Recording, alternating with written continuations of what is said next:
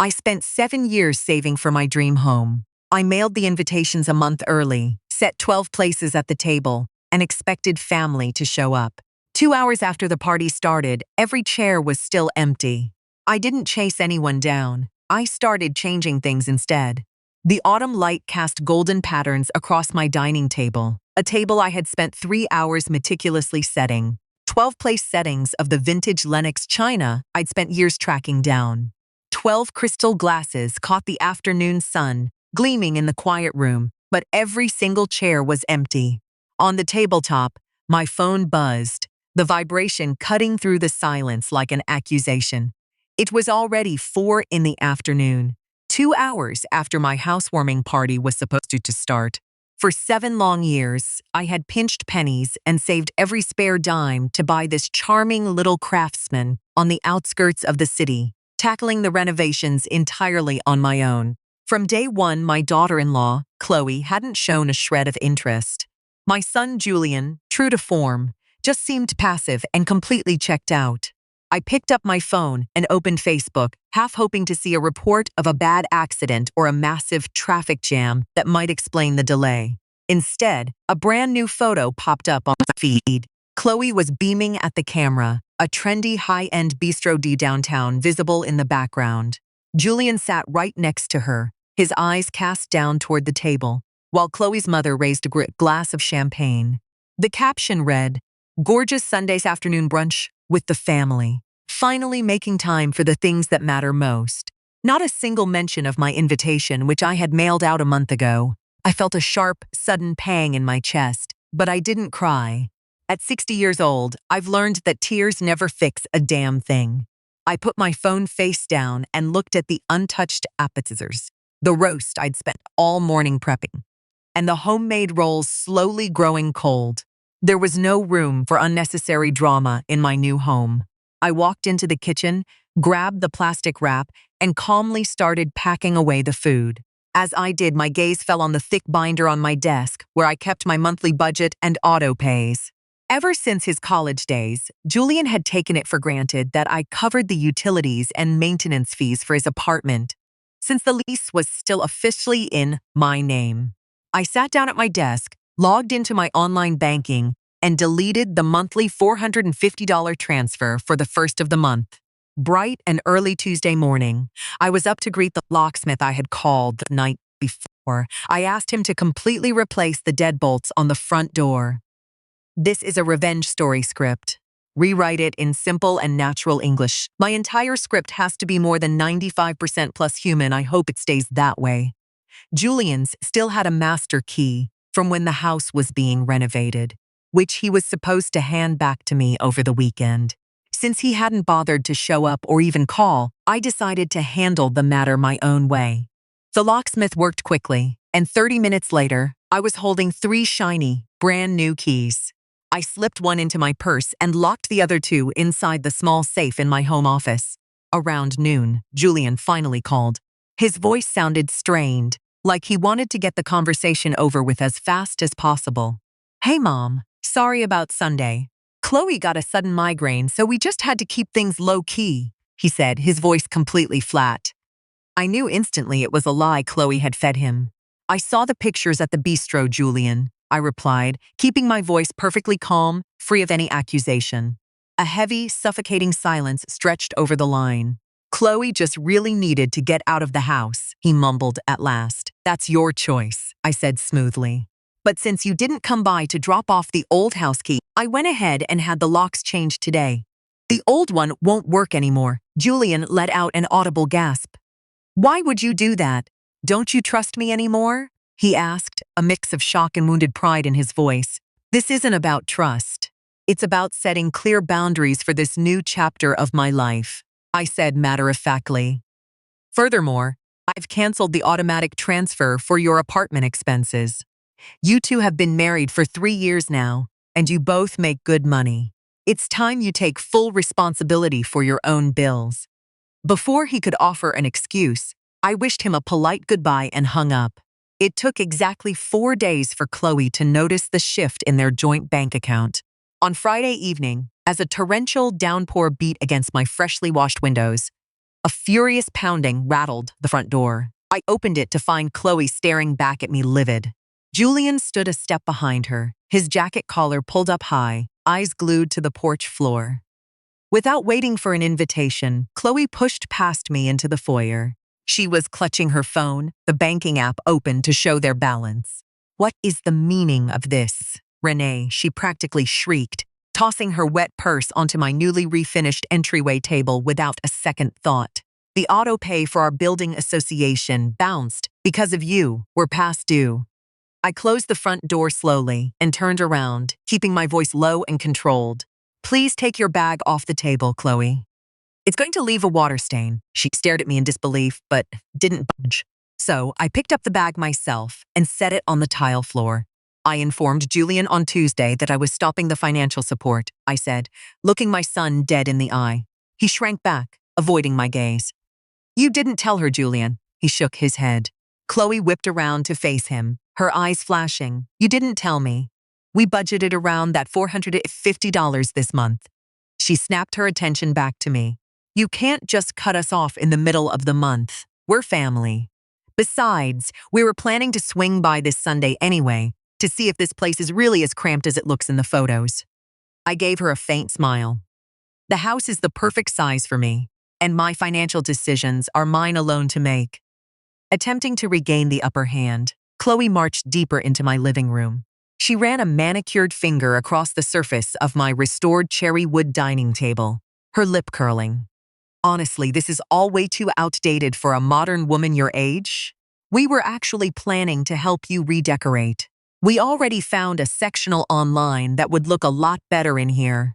Julian and I figured we could just haul all this old junk to the dump for you." I stepped forward, placing myself firmly between her and the table.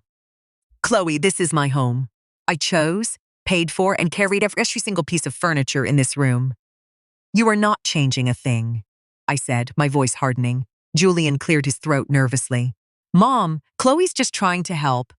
She was just thinking that if we want to stay over on the weekends, we're going to need a bigger pull-out couch." I looked at my son, whose utter spinelessness had broken my heart for years.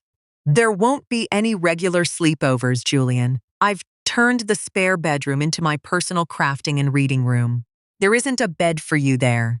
Chloe's face turned bright red. "Are you kidding me? You buy a house using money that should have been Julian's inheritance, and we don't even get a say in where we sleep." And there it was. Her words confirmed the nagging suspicion I'd had for months. They already viewed my property as their future asset. "My estate won't be settled until I'm gone," I replied coldly. "Until then, I control every single cent and every square foot. Now, I have to ask you both to leave. It's late, and I'd like to enjoy my evening." Chloe let out a dramatic scoff, snatched her bag off the floor, and stormed out the door, followed close by a visibly overwhelmed Julian. For the next 2 weeks, there was absolute radio silence.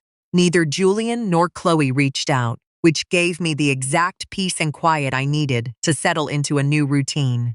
I fell in love with spending mornings in my garden, planting winter vegetables, and striking up a friendship with my next-door neighbor, Evelyn.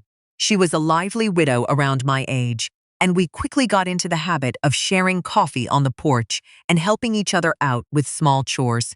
It was a wonderful, easygoing neighborly bond built on mutual respect, the exact thing missing from my relationship with my own son. In the middle of November, Julian unexpectedly showed up on my porch alone. He looked exhausted, his hair uncombed. Without Chloe pulling the strings, he looked smaller and more insecure than ever. I let him in and poured him a cup of coffee.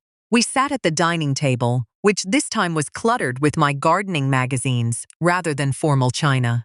"Chloe is giving me pure hell, Mom." He began staring blankly into his mug. "Since your money stopped coming in, things have been incredibly tight. She wants me to take on a second job, but I can barely manage my current hours as it is." I didn't feel a pang of guilt, only the quiet reassurance that I had done the right thing. "Julian, you are 32 years old. You guys drive leased luxury cars and go on expensive vacations that you clearly could only afford because I was covering your basic living expenses. That was my mistake. I enabled you for far too long." He looked up, desperate. But can't you at least help us out with groceries? Chloe suggested that maybe you could cook for us 3 times a week. We could just swing by after work and pick up the meals. It would save us time and money, and it would give you something to do. I set my coffee mug down on the saucer with a quiet, deliberate clink. I stared at my son in silence for a long moment before responding. The sheer audacity of the suggestion that I should spend my well-earned retirement acting as a free personal chef and catering service for 2 healthy, fully employed adults was almost laughable. No, Julian, I said simply. He sat there waiting for a long-winded justification, an apology, or some complaint about my health, but I kept my mouth shut. I had learned the hard way that offering explanations in moments like this only gives people ammunition for an endless debate. What do you mean, no? He asked, genuinely baffled.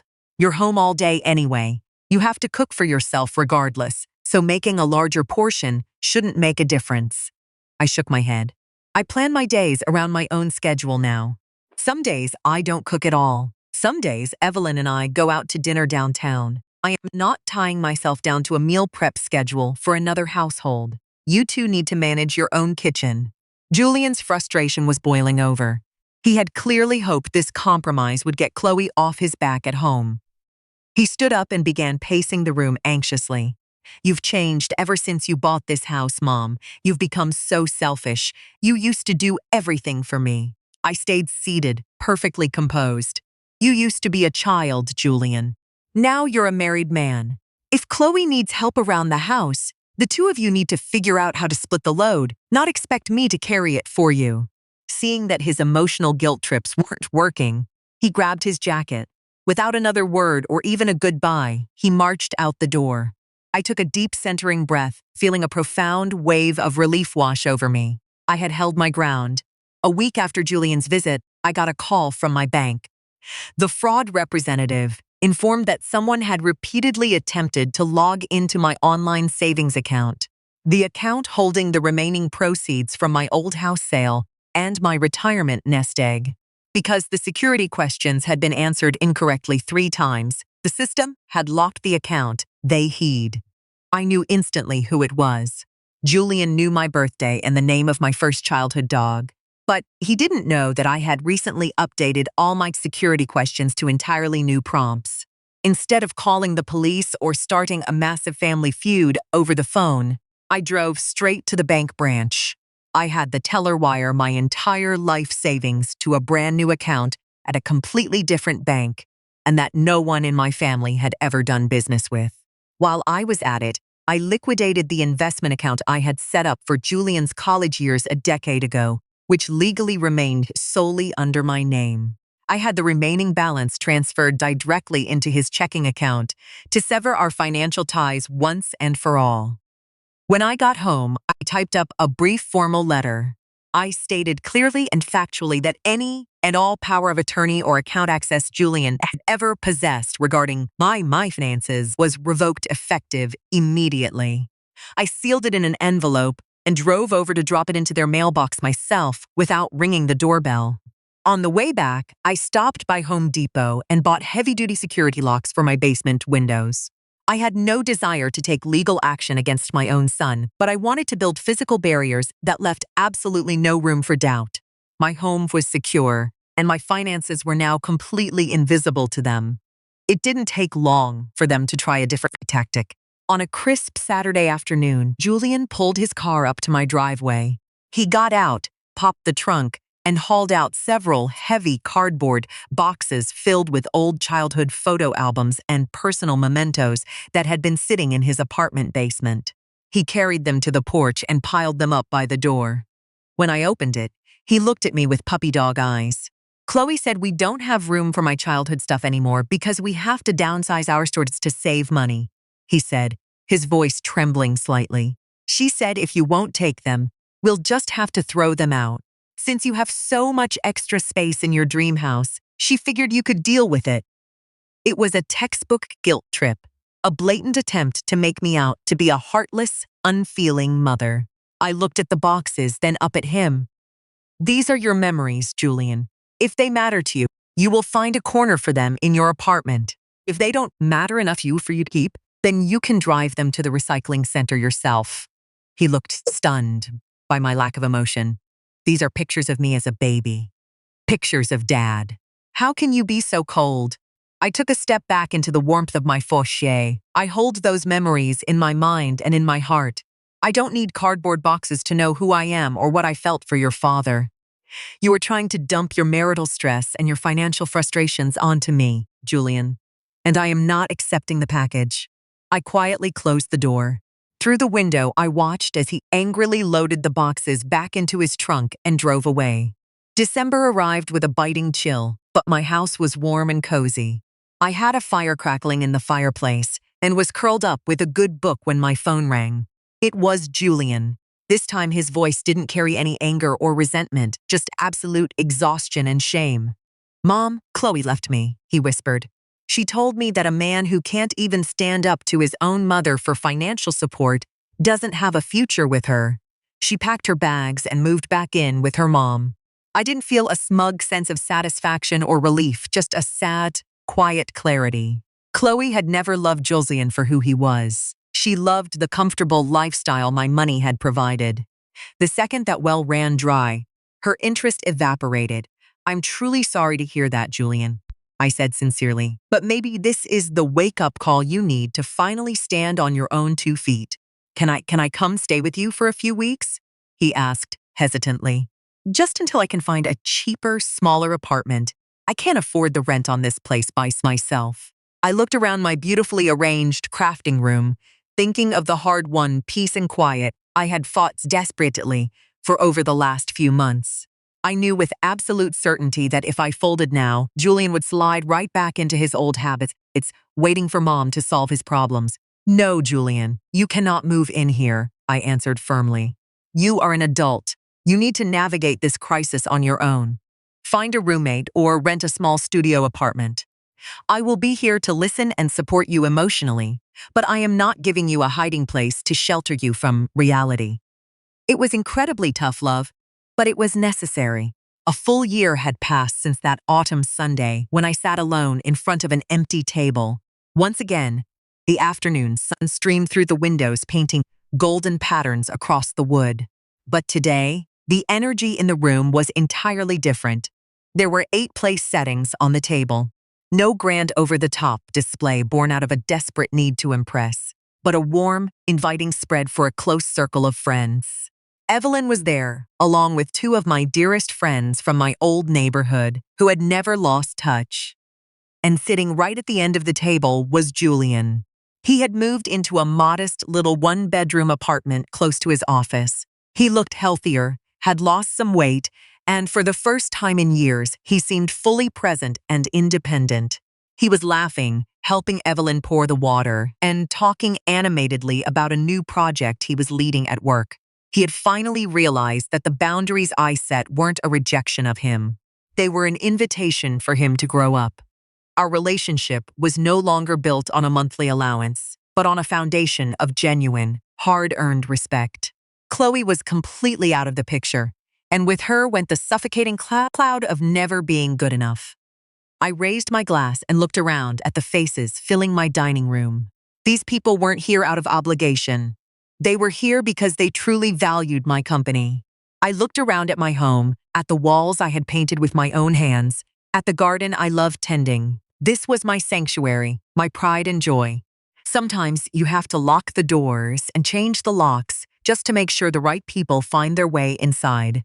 And this time, the table was set exactly right.